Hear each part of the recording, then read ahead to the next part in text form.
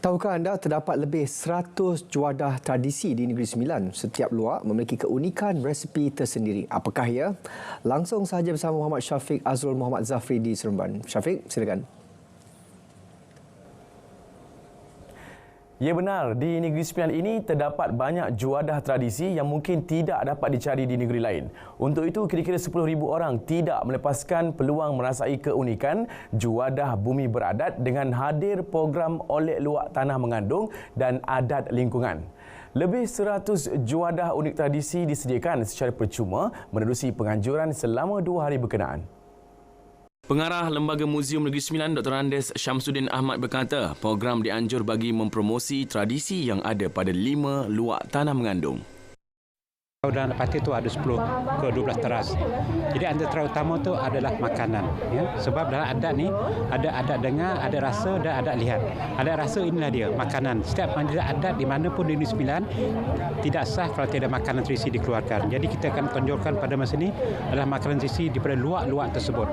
Jadi kalau makan kari, ini lauk dia. Kalau pagi, ini dia. Jadi kalau kita pergi dalam program adat di luak-luak tersendiri, makan ni akan muncul. Dan disediakan oleh orang-orang adat itu sendiri. Pengunjung yang hadir teruja dapat merasai kepelbagaian juadah tradisi di negeri itu. Ini kali pertama saya datang ke event peristiwa macam ni. Saya rasa sangat unik lah sebab boleh merasai lauk yang berbeza dari rak-rak yang berbeza lah. Barulah saya tahu banyak makanan yang unik macam ni tak pernah saya cuba. Saya datang oleh ni daripada tahun 2021. Daripada start oleh ni diadakan 2021. Lepas tu saya rasa setiap tahun saya datang tu saya dapat pengalaman yang berbeza-beza lah. Contohnya menu-menu dia dekat sini sangat-sangat unik. Untuk perkenalkan Negeri Sembilan kan, setiap luak tu menu-menu dia lain. Peranan Ibu Soko dan kehadiran Ibu Soko di dalam setiap luak tu adalah terselah. Jadi alhamdulillah ini adalah satu suasana yang kita nak memperkasakan peranan Ibu Soko itu dalam adat perpatih itu sendiri. Bagi meningkatkan pendapatan dan hasil jualan, perusahaan mikro, kecil dan sederhana PMKS di Negeri Sembilan digalak menggunakan platform digital.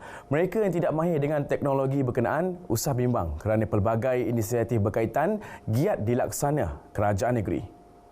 Menurut Exco Keusahawanan, Sumber Manusia, Perubahan Iklim, Koperasi dan Kepenggunaan Negeri Sembilan S. Virapan, terdapat beberapa inisiatif berkaitan dikelola kerajaan negeri.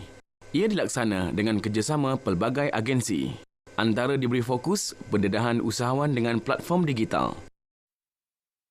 Saya harap pada masa akan datang usahawan di Negeri Sembilan akan boleh join dalam program-program seperti ini untuk memajukan lagi tahap pengetahuan dan pembelajaran berkenaan dengan digital marketing. Dan Negeri Sembilan juga ke arah digitalization. Beliau ditemui selepas menyempurnakan majlis perasmian program kelestarian digital di Seremban. Sementara itu, usahawan PMKS yang ditemui mengakui penganjuran program membantu mereka mengendalikan perniagaan menerusi platform digital dengan lebih baik. Biasanya pengusaha ni kan dia tak ada exposure terhadap benda-benda macam ni. Lepas tu kita pun cuba sendiri. Bila kita cuba sendiri, kita banyak error lah. Kita belajar berkesilapan.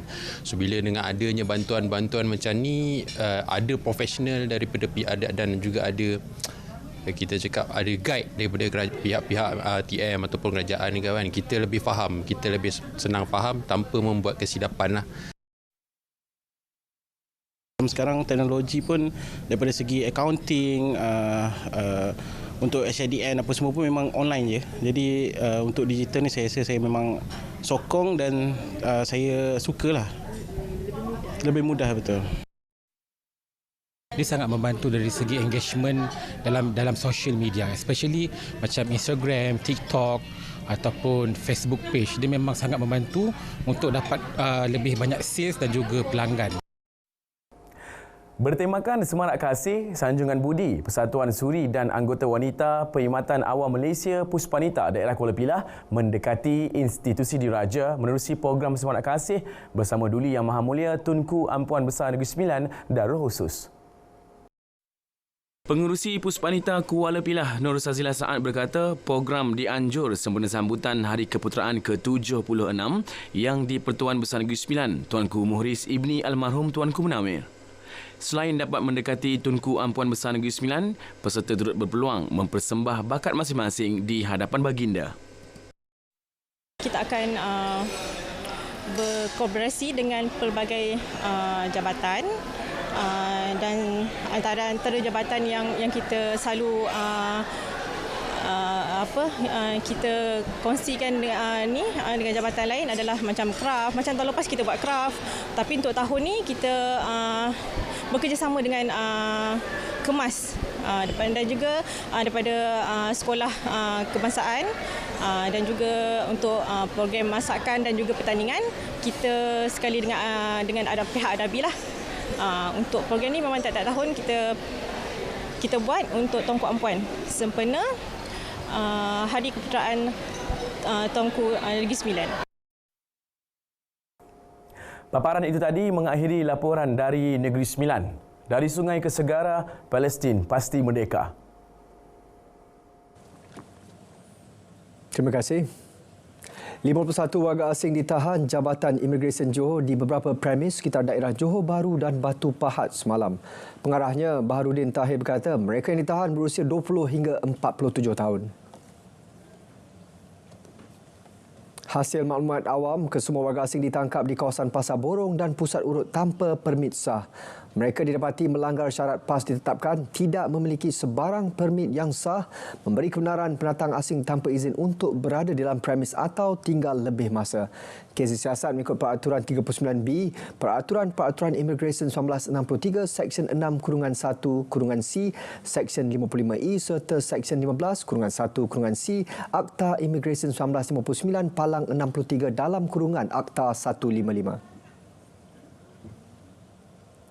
Satu kumpulan terlibat aktiviti penyelundupan migran berjaya ditumpaskan Polis Johor. Ia hasil op pintas, taring gelora dan taring landai di perairan Pontian Rabu lalu. Ketua Polis Daerah Pontian, Superintenden Muhammad Shofi Taib memaklumkan 10 individu ditahan dalam operasi berkenaan. 5 daripadanya pendatang asing tanpa izin, parti yang cuba keluar dan masuk Malaysia melalui jalan yang tidak diwartakan. Baki 5 lagi individu masing-masing membabitkan 4 tekong dan seorang pembantu. Tekong darat dipercayai terima bayaran antara RM1,500 hingga RM3,500 daripada setiap parti. Turut dirampas 14 telefon bimbit, wang tunai RM1 dan rupiah selain sebuah kereta dan bot. 1,000 pokok hopia odorata atau merawan siput jantan ditanam di kawasan pentadbiran Majlis Perbandaran Hang Tuah Jaya MPHTJ. Angka itu menghampiri sasaran untuk tanam 1,500 pokok dalam tempoh setahun.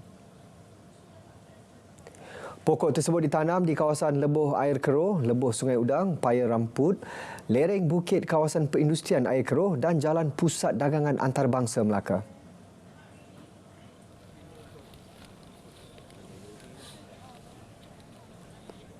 Penanaman pokok ni bukan selain daripada untuk teduhan, kita juga untuk mengurangkan kadar pelepasan karbon kan, dan dia menyerap lebih banyak karbon lah sebenarnya, dan menggalakkan pengeluaran oksigen yang lebih tinggi lah sebenarnya. Tahun ni kita tahun ni kita 1,500 batang pokok lah setiap tahun. Memang sasaran kita 1,500 pokok. Setakat ni dah 1,000 lah. Setakat hari ini untuk pokok hopia yang kita dah tanam dalam Hang Tuah Jaya 1,000 batang lah, termasuk hari ini penanaman. Di mana sebelum ni kita dah tanam di Lebuh Air Keruh, di kawasan MITC, di Lebuh Spa dan di kawasan sini lah. Mengulas selanjut katanya 5% pelepasan karbon dapat dikurangkan untuk setiap penanaman 100 batang pokok. Sejak 2017 hingga tahun lalu, MPHTJ telah tanam hampir 13,000 pokok daripada jumlah inventori pokok seluruh negeri Melaka. 7,000 orang disasar berkunjung ke Zoo Melaka sempena Hari Pengisytiharan Tarikh Kemerdekaan pada 20 Februari depan.